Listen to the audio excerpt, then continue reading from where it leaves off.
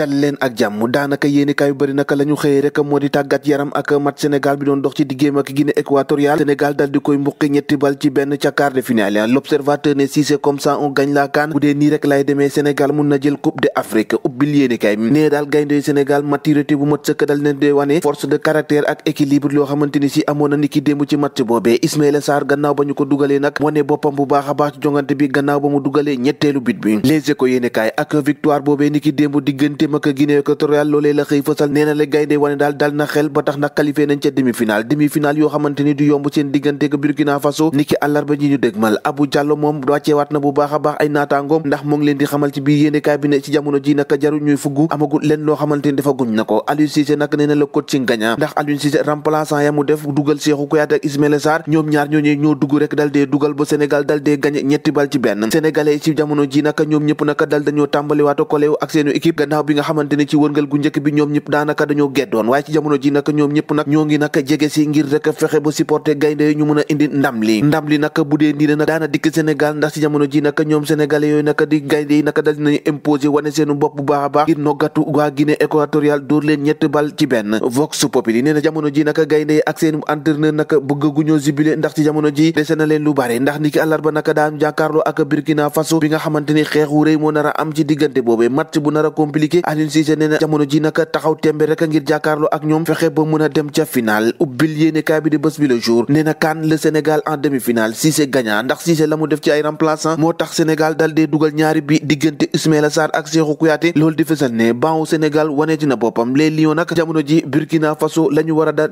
niki àllarba ñi ñu dëgmal. Le Soleil yéenekaay naka ci match boobee la des Cameroun 2021 Sénégal dal dee wuli nag lu tolloo ko ñetti bal ci benn Guinée équatoriale le coaching gagnant la ko tuddee ndax jéego yi Aliou Cissé def ci wàllum remplaçant moo indi yooyu la jàlloore. Les Lions du Sénégal naka maanaam gaynde yu Sénégal niki àllarba la ñuy fas yéene jàkkaarloo ak étalon yu Burkina Faso ndaw match bu nar a metti. L'info yéenekaay xëtam bu njëkk nag la mu xëy fësal nee na gaynde naka fay nañu bu baax a baax waa Guinée équatoriale ndax niki démb noggatu dëgg lañ leen def ñetti bal ci benn lañ leen dóor gannaaw bi nga xamante ni si nee nañ daal ab débuté boo xamante ni métti woon na lool ci CAN bi diggante réewum Sénégal ak yéen ci équipe ndax ay jafe-jafe neen la ñu gis lii quotidien ci jamono ji naka Sénégal dem na ca demi-finale. L'Indépendant yéenekaay ne Sénégal demati na ca demi-finale waaye naka la ñu bëgg rek moo di fexe ba dóor Burkina Faso taxaw ca final mun a indi coupe bi ci réewum Sénégal. Ñu desandi ba tey ci wàllum tàggat yaram boobu wax bi la yoon naka ci wàllum lamb gannaaw jàkkaarloo ba ñu am sa 2STV ni ki samedi bi ñu weesu Bombardier naka kuul loolee na ko yéenekaay bi fësalee Eumeu Sène ànd ak coupe daal boo xamante ni jéggi na dayo Eumeu Sène ne combat bi naka nekkul benn risque ca moom Bombardier ne le 27 mars dina doon beneen jour. Jógee ci tàggat yaram wax rek ci wàllum politique ubbil yéenekaay bi di quotidien nee na daal Gambie ak accrochage MFDC yoo xamante ni jàmbaar yi naka ci ab gëtë pen dëkk lañ nekk opération de rebelle bu ñu planifié bu baax a baax liste des blessés yi nga xamante ni ñàkk nañ seenu bakkan ak ñi réer nag loolu lépp nag yéenekaay bi xëy na koo fësal. Yéenekaay bi le mandat controverse bi nga xamante ni moo am ci diggante moo am ci Macky Sall gannaaw bi nga xamante ni ñoo ngi àddu jëmale ci wàllum homosexualité di ngóor jigéen ci réewum Sénégal te yaana marre de Macky Sall maanaam sonu taay ak imam yi nga xamante ni ñoo dëkkee sàkku ngir ñi criminaliser loolee Walf Quotidien nee na l'autre combat di Yewwi Askan Wi waxtu yaadum politique nag ak gestion des conseils municipaux timbo taag si ay xal yu tàng jër ci jamono ji Ibou Sané enseignant sociologue politique nee na daal ci jamono ji maire yu bari daanu am ay jafe-jafe ci wàllum gestion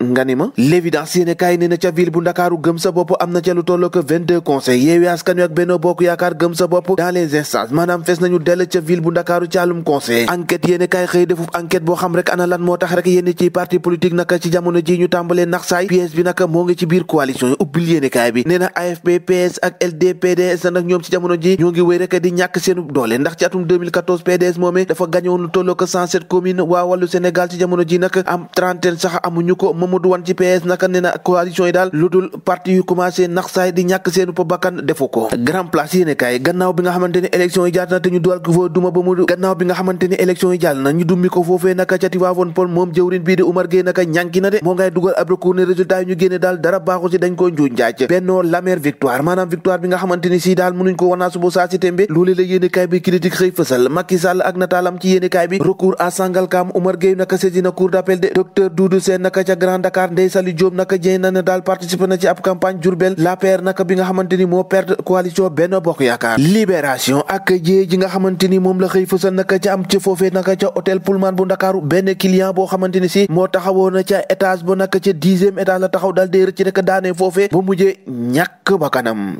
ca yàlla mi ñu sàkk ñoo ko déggandoo jàngin jëf ba ëllëg